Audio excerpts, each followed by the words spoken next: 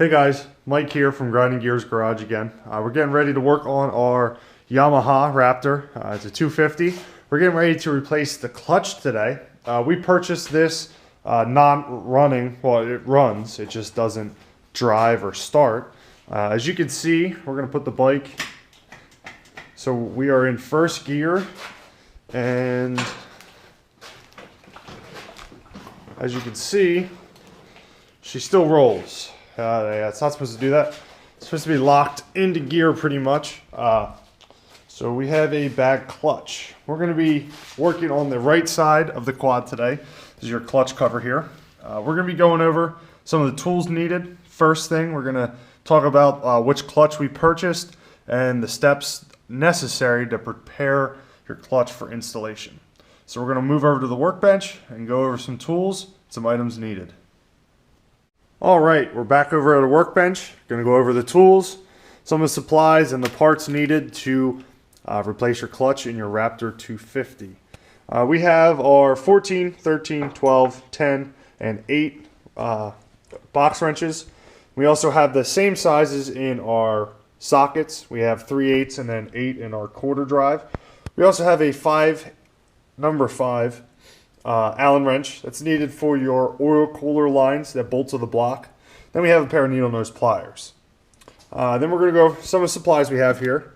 We have a gallon water jug. It could be a milk jug. It needs to be cleaned out, obviously. We're going to use this to soak our pads in overnight. And we have our usual anti-seize, Aerocoil, and brake clean. Next, we have our GN4 10W40 motorcycle oil.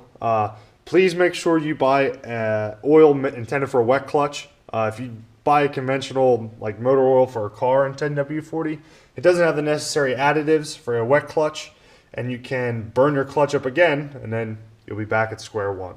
So we also have an oil filter. Since we're draining the oil to get to the clutch, figured might as well kill two birds with one stone.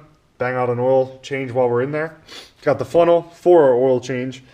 And then last but not least, we have our new clutch. We purchased this clutch from Tusk Off-Road. I believe it was about $60. It's actually an upgrade, heavier duty clutch springs.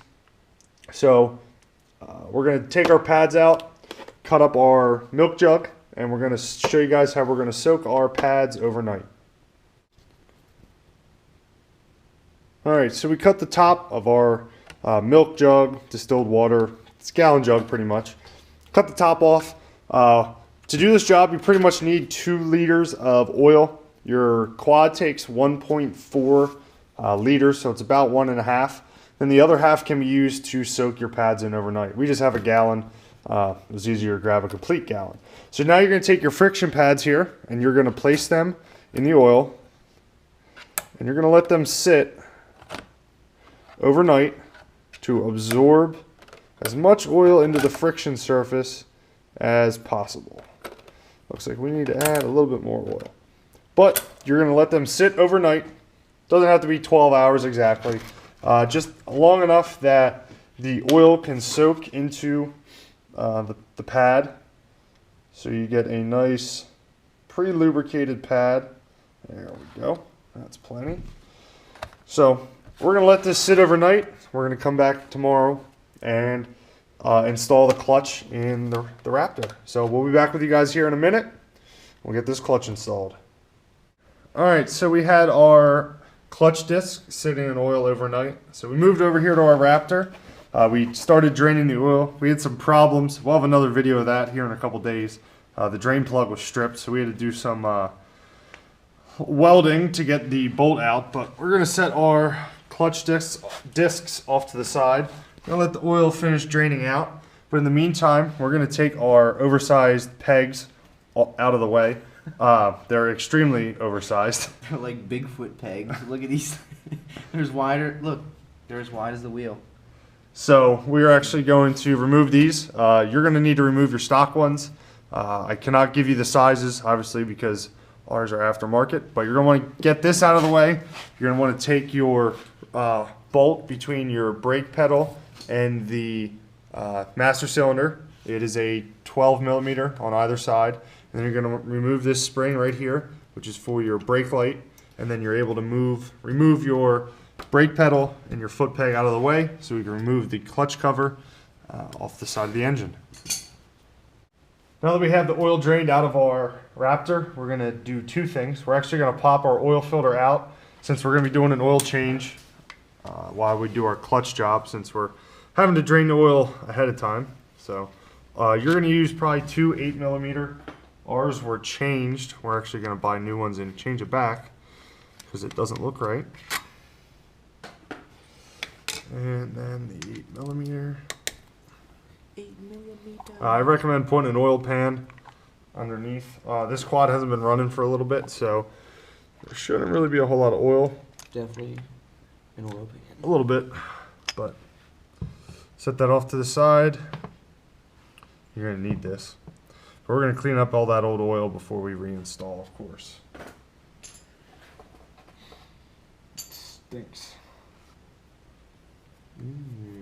Yummy. Also, you're going to want to remove these two bolts here, 5mm. They go to your oil cooler up underneath your front shroud. And I would put a drain pan under these as well. You're going to get some residual oil out. We're pretty much going to keep the drain pan underneath the motor as we do this whole job, just in case we have any leaks.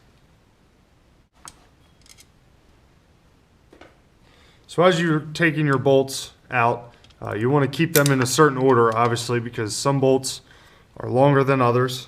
What I tend to do is start at the highest point. So we start with this bolt right up here. And what we're going to do is lay it out in a order from left to right. And we're going to pretty much do it as clockwise. So we're going to start up here, then work our way back around with the bolts. Since I laid them in an order, from where I started to where I ended, I'll be able to reinstall everything in the correct hole and not have to guess which bolt goes where.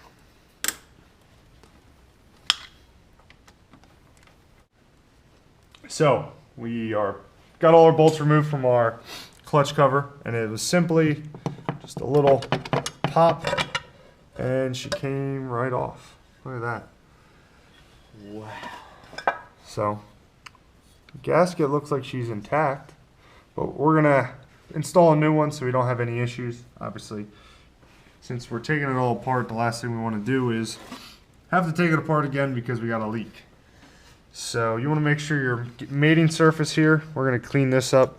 There's a little bit of gasket material you can see. Also make sure your dowel alignment pins stay in, that they don't fall into your oil pan and fall into the oil, because that would be absolutely terrible. Dipstick. Alright, so we have our clutch cover just set off to the side for right now. For this step, the best thing to do is put the bike in first or second, basically in gear. What you're going to do is, we have these loose already, we got one left here. You're going to just put your ratchet with your 10mm on it, and since the bike's in gear, you have a little bit of resistance. Oops, sorry. Whoa. And it actually pops loose. Since the bike's in gear, you can kind of hold it back and pop it. If it was in neutral, you'd just be spinning the engine over and you'd be fighting it a little bit. So we're going to take off our spring bolts. Alright, so we got all of our clutch springs removed. You're just going to set them off to the side. We are actually doing a heavy duty spring from Tusk. So the springs aren't going to get reused. They're going to get put in a bag and saved for later. But once you have your springs removed, sorry about that, you just slide your whole clutch pack assembly right off. And as you can see, our clutch was heated. That's purple. And there's not very much left to this pad. It's pretty thin. So clutch was definitely in need of replacement. One thing you want to inspect when you remove your clutch is your basket. Right here where the discs go, they sit right in this little notch. You can get some hammering from the clutch vibrating back and forth. Right in there. Yes. So our basket's actually perfectly fine. Has a very, you can barely feel it. It's not bad at all. So we're gonna. If it looks like ribs, get rid of it. We actually have another basket on the shelf that's junk. Right after this clip, we'll cut to the basket that we have, and we'll show you guys what a bad clutch basket looks like. All right, we have our bad clutch basket. This is actually out of our RM125 that we sold. It's kind of hard to see on the camera, but there's waves worn into the side of the clutch basket here. It's from the clutch hammering back and forth when you release and engage it. So what happens then is with those ridges, the clutch discs will not actually release. They will get stuck in that groove, and you'll have problems engaging and disengaging your clutch. So we just want to show you guys what to look for when removing your clutch and what to inspect. So we're going to move back over to the Raptor, install our new discs and springs, and button everything back up. So we're back over at a Raptor, getting ready to install our new clutch. So the key thing to do when you're ever removing or installing a clutch is make sure you keep the stack in the same order as you took it out. So when we removed it, this is the face of the clutch that came out with it. You're going to want to make sure it stays in this order if you're ever putting the old discs back in. If you switch the metal material with your pads and you flip-flop it around, you're going to run into some issues. When these pads wear in, they wear into the mating surface that they're paired up with. If you start flopping stuff around, you could potentially totally destroy your clutch. So we're going to take our old clutch assembly, throw it in the trash. It's no longer used. So we're going to take one new disc at a time out of our oil, and we're going to install alternating one disc. This is a little messy. So that disc, you're going to install one disc against the basket. Then you're going to take the mating material. It's a little tight on our basket. There we go. Pop that in. And then you're going to alternate back and forth, obviously, until you're fully installed.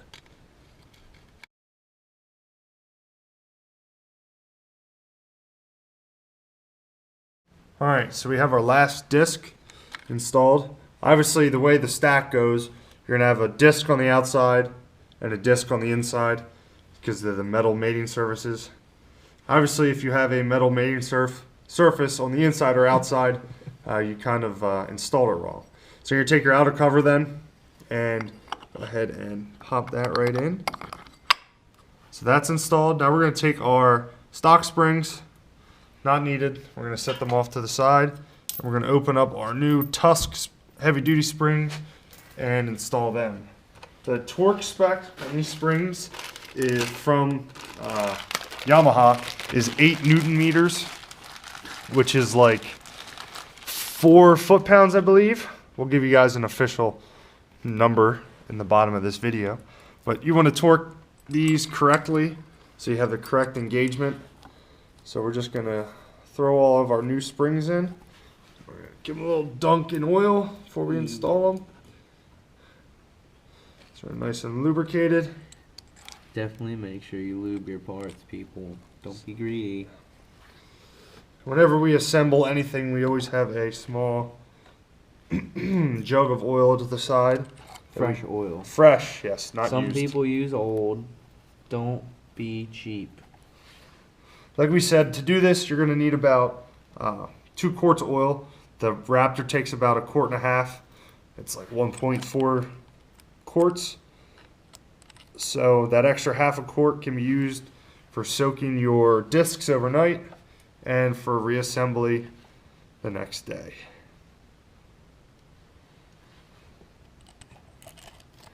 So now that we have all of our springs in, we're going to tighten them down and torque them to their factory spec. If I can get this one in. Hey, there we go. So we're going to tighten all these down and torque them. Alright, so we're ready to torque our clutch springs. We did quick conversion. 8 Newton meters is 5.9 foot-pounds. Our torque wrench only goes to 10, but we're able to dial it lower than 10. So we went, that's 5. It goes in increments of 5 as a full revolution. So we're at 6.5 technically, which is a little bit more than we need to be, but I'd rather be a little tighter than a little bit loose. So we're going to go ahead and torque.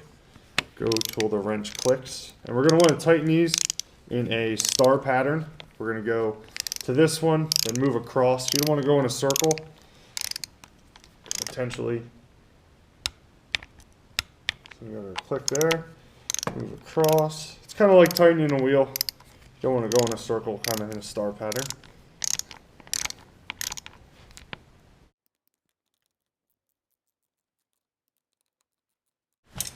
Man, look at that. So good clutch close engagement up. now. Go ahead, Mike. Pull the clutch one more time.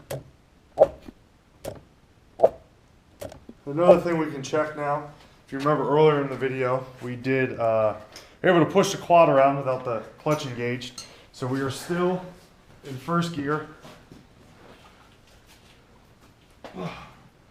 All that pretty much is the backlash in your gears. It locks up. So it's a very, very good sign. We're gonna get ready. We're gonna put a new gasket on, get our side cover back on, and we'll be ready to roll. It's fucking cold. My hands are frozen. So now our cover's all clean. We got our new gasket on there. Getting ready to tighten everything up.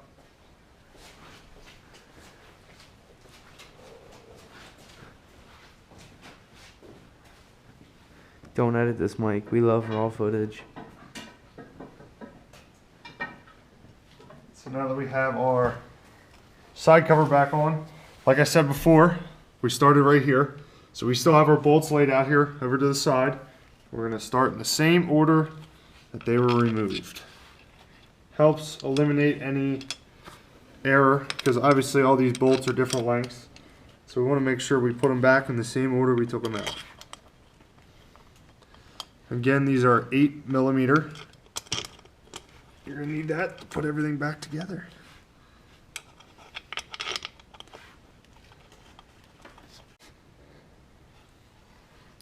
Alright, so we got our fresh oil filter. We installed our two 5mm Allen head bolts. Obviously your oil filter is going to go down on this tit. Show them what the underside looks like. Yeah. Goes down. Your oil comes in through this passage here, which aligns up with this hole on your block with your O-ring. You want to make sure all your O-rings are good, obviously, before you reinstall. And then the oil fills out the filter and drains back into your engine. So we're going to put this back on here and reinstall our bolts. Nipple up.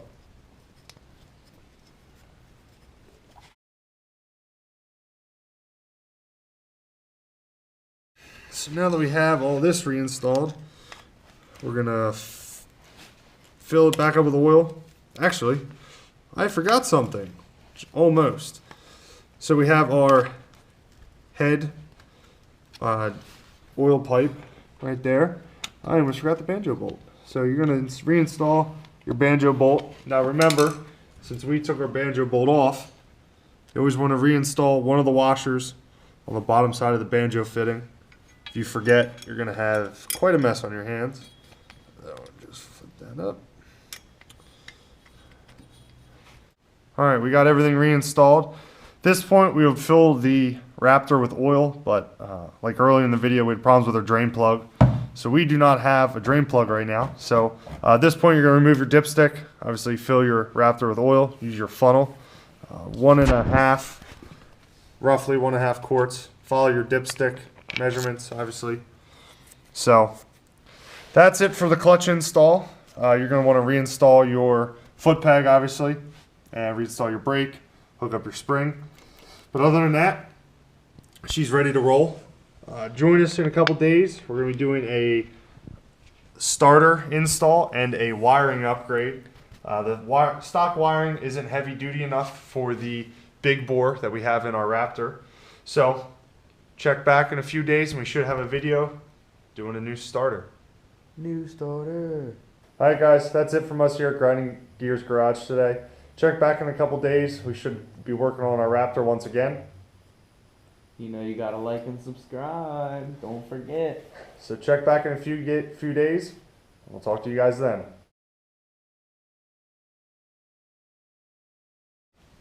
Mike, give me a thumbs up.